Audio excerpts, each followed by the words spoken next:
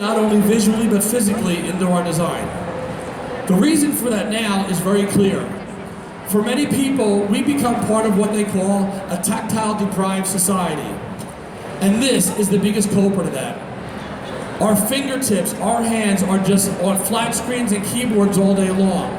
And if you think about it, in the last 50, 75 years, we've moved from being an agricultural and manufacturing society to a society where many people are in the technology end, and that tactile experience is gone from their day.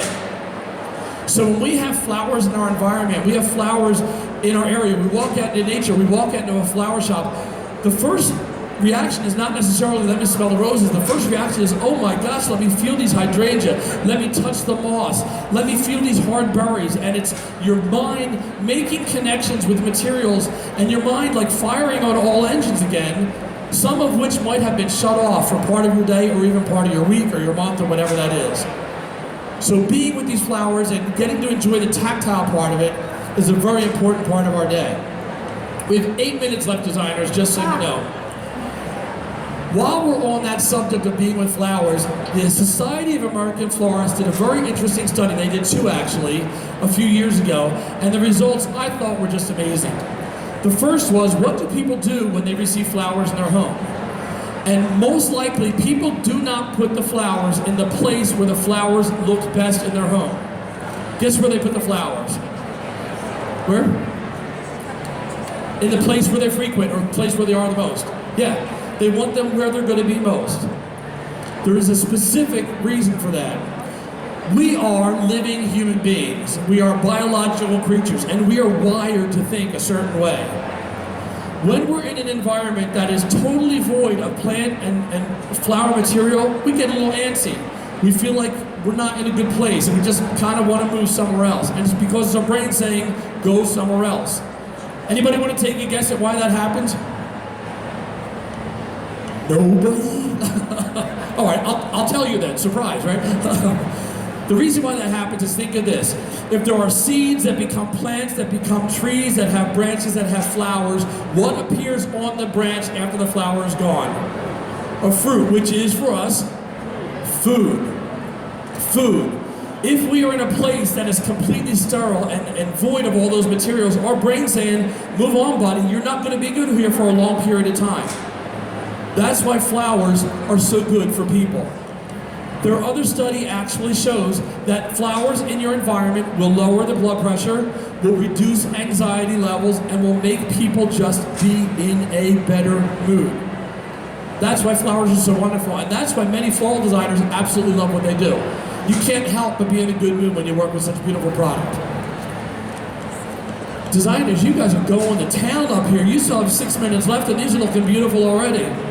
Alicia, how you feeling there? I'm feeling good. Can we tell the audience about, interrupt you for a second and tell the audience about what you're actually putting in the design right now? I am using the architectural metals. It comes in lots of different widths. So I feel like to concentrate on my hot pink here and bring it up to the other hot pink rose that I have, I just figured I'd use some of this.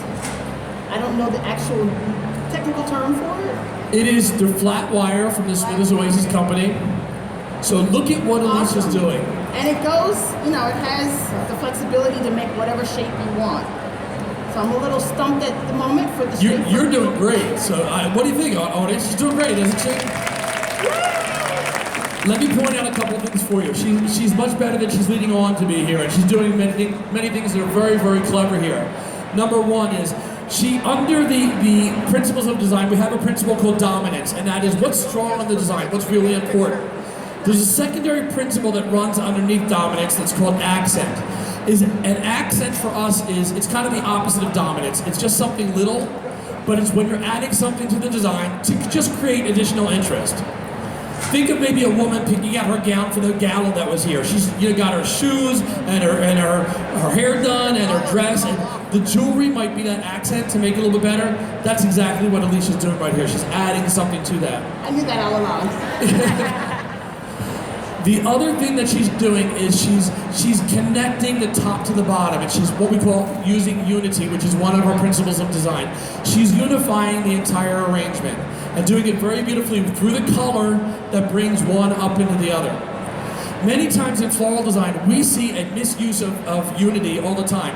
I hate going to, like, in particular, going to a funeral home. Nobody likes to go to a funeral anyway, but I can't tell you how many times I've seen this beautiful arrangement of maybe intense orange lilies and big bronze mums and red gladiolas and dark green foliage. It's in a white wicker basket. It's like, where did those two things, they don't even belong together. There's no unity between the two. So we need to, as designers, make the whole thing look like it was thought and meant to be together. And Alicia's doing a great job. Give her a hand for what she's doing there for us. The seventh element of design is size, and we can't talk about that as an element. Size it's that space that the arrangement takes up. It's that three-dimensional space. But we can't talk about it without breaking it down into two different principles of design: proportion and scale. Many people think they're the same, and they're not. Proportion is specifically the relationship in the design of things to each other. Scale is the relationship of the arrangement to the environment that it's going into. With proportion, you usually think about, having size A, B, C, D, E, whatever that is, but sometimes we can challenge somebody about proportion. And if we took a very large container, maybe it was poured cement about 4 feet high and 3 feet in diameter, and if you give that to a designer and say, make something beautiful in this, most designers will say, I want to do giant branches and anthurium and bird of paradise and things like that. Another designer may say, let me turn this on its end. What if I just took about 500 stems of lily of the valley and just created a hedge right across the top? That piece would be absolutely stunning, just because of the opposition of those two elements that we've used in the design. So that's one way we think about proportion. With scale can be used, and scale is just understanding that the piece needs to be the right side in the environment. Pet peeve for me right now is one big, large-headed tea rose on a guy's lapel. It looks like it should squirt water, okay? Scale it down, make it smaller, use pieces of blooms even, but get it to the right scale for where it's at. And our last element of design is fragrance. And fragrance is really the designer understanding that every bouquet should have something that smells beautiful in there. And there's nothing more disappointing to a customer than to get flowers and just breathe in and there nothing be there. So a good designer will include a little bit of fragrance in every bouquet. Great designers take it one step further. They will not only include, but they will actually create with fragrance. Oh my gosh, Luke, you gotta hold that time clock a little bit for me back there. But a great designer will create with fragrance, and they'll think to this level. What if I take these beautiful, spicy Cymbidium orchids? Oh, there we go, 3 minutes. Yes. What power, isn't this awesome? I've just created a time zone. So a great designer will take something like a beautiful spicy Cymbidium orchid and pair it maybe with sweet peas. And if you put those two things together, even if you took a very experienced designer up to that bouquet and blindfolded them and had them smell that, they probably would not be able to identify what that is because they've fused together to become something new. It's a cue we basically borrowed from the perfume industry. But that's how the best designers are working with all the elements and principles of design right now so that we can create beautiful compositions. Okay, how are we doing on time now? Oh, we still have 3 minutes. Wow, that's great. Designers, just so you know, the clock after 2 minutes will go down to 1 minute and then we'll see 30 seconds, 15 seconds. It may go back again, but I doubt it. But audience, when you see that get down to 10, count down real loud from 10 all the way down to 1, and then let's just give them great applause at the end, because I am just so impressed at how different all three of these are and how quickly they worked. We'll have time for some questions after they finish, but we're getting kind of close now. When that time is over, designers, we're going to ask you not to insert anything else in the design at that time, but you still are free to touch the design if you need to turn it around and show it, best face forward towards the audience. And then we're going to ask you to clear off your tables so that the audience can get a really clear view of what you've done.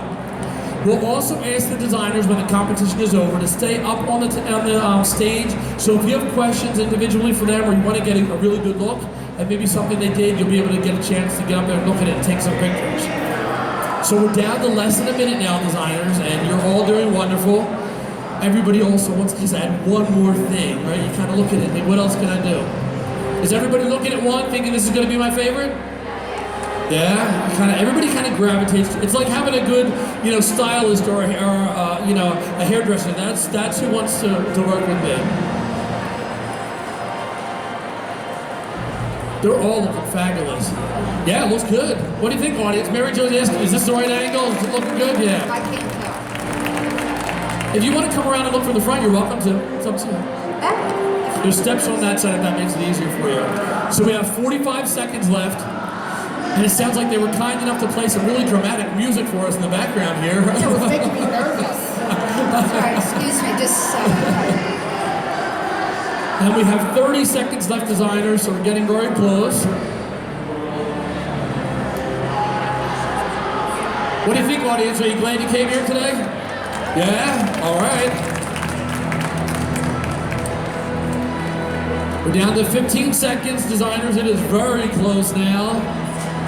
And here we go. 10, 9, 8, 7, 6, 5, 4, 3, 2, 1. Everybody give them a hand. What a wonderful job. Wonderful job.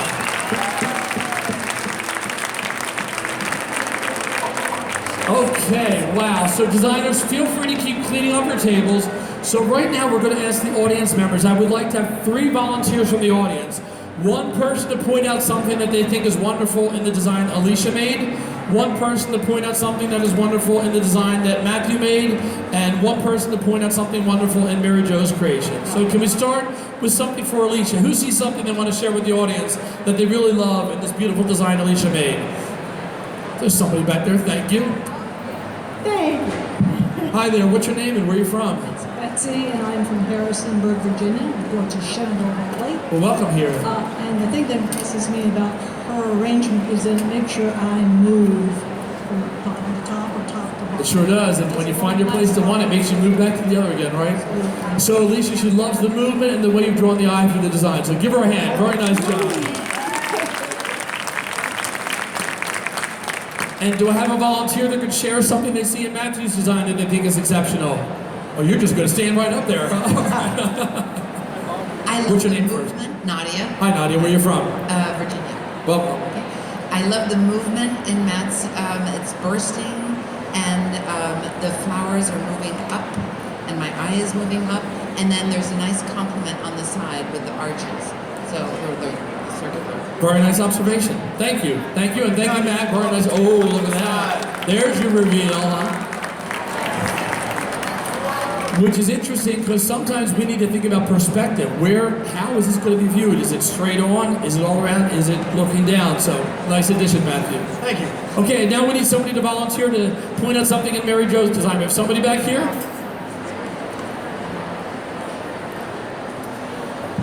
Hi there, what's your name? Where are you from? Betty Risser from Lancaster, Pennsylvania. I like what she did with some of those tulips. She pulled them apart, and it looks like a different flower. Yeah, Mary Jo, tell the audience about that real fast. That's really interesting. Well, you just put your thumb on the back of the petal and bend it back gently, and it does present as a totally different flower and fills more space. Very nice, thank you. Give her a hand, everybody. Very nice. Okay, the time is among us. One of these 3 designers is going to walk away with a coveted blue ribbon from the Philadelphia Flower Show. So audience, we need your help. Real loud and real clear for the one person you think deserves the blue ribbon and should walk. Not that they all deserve it. Don't they all deserve one? And they all deserve it. You're all winners as far as I'm concerned. All great. So let's start here. So for the people that think Alicia's design should win for this hour, let's hear it for Alicia. And for the people that think Matthew's design should win for this hour, let's hear it for Matthew. And for the people that think Mary Jo's design should win for the hour, let's hear from Mary Jo. Oh, man. Every year I ask them to buy me an applause meter because I hate this. One more time, okay? Only for the one. Real loud, real clear, okay? I'm only going to say their name, no intro. Alicia? Matthew? Mary Jo? I think Alicia edged it out. It was close, but there you go. Thank you so much, designers. You shared so much with us. And we as a team really want to thank you, the audience, for being here. And we really do hope that everybody leaves with just a little bit more appreciation of floral design than when they came in. Thanks. Come back and see us at other times today. Bye-bye. Congratulations.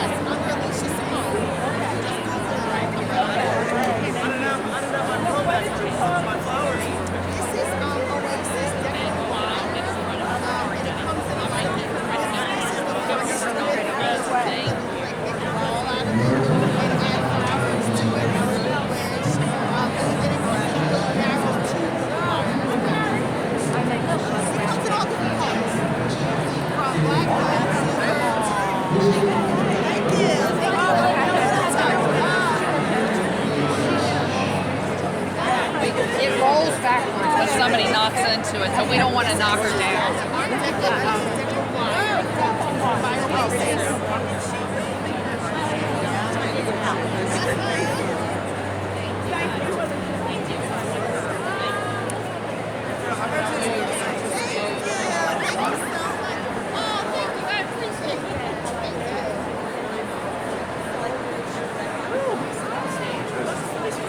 All right, you're over top.